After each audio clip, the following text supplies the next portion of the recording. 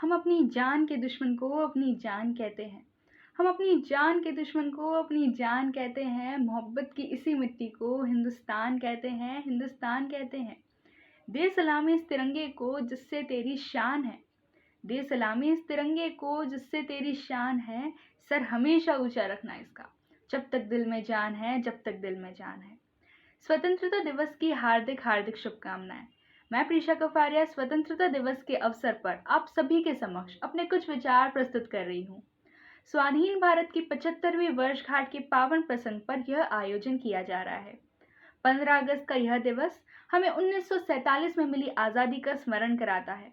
इस दिन भारत को अंग्रेजों के जुल्म, अन्याय व अत्याचार से आज़ादी मिली थी। आज़ादी क्या है? आज़ादी को सिर्फ वही समझ सकता है जिसने कभी गुलामी का जीवन जिया हो। इस दिन देशवासियों ने अपने देश का राष्ट्रीय ध्वज स्वच्छंद आसमान में लहराया था।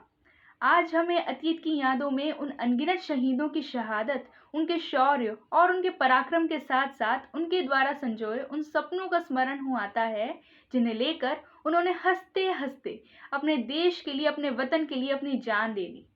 ये शहीद मर गए, मिट गए और फांसी पर चढ़ गए और अपनी देशभक्ति को साबित कर गए कि देशभक्ति क्या है। देश के प्रति समर्पण भाव को ही देशभक्ति कहते हैं। हमारी मिट्टी पर अनेक देशभक्तों ने जन्म लिया है, फिर चाहे वह महात्मा गांधी हो, लोकमान्य बाल गंगाधर तिलक हो या फिर सुभाष चंद्र बोस, भगत सिंह या चंद्रशेखर आजाद हो। इनके अलावा जैसे सुखदेव, राजगुरु सहित असंख्य क्रांतिकारियों की फौज ने माँ भारती, जो कि स्वतंत्रता की बेड़ियों में जकड़ी हुई थी, उसे स्वाधीनता के परम वैभव तक पहुंचाया तथा देशवासियों को स्वराज का अनुपम उपहार दिया।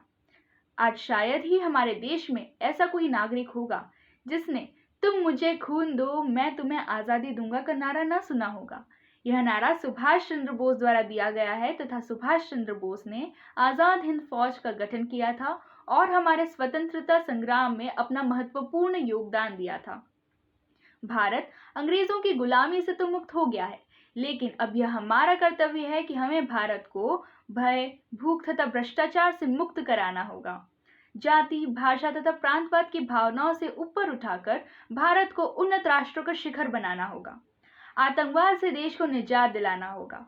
सो आइए हम सभी मिलकर यह संकल्प लें कि हमें भारत को दुनिया का सिरमौर बनाना है तथा इस राष्ट्र को देवतुल्य मानकर इसकी साधना में कार्यरत रहते हुए यह भाव हमारे मन में संजोना है कि जीवन पुष्प चढ़ा चरणों में, मांगे मातृभूमि से यह वर।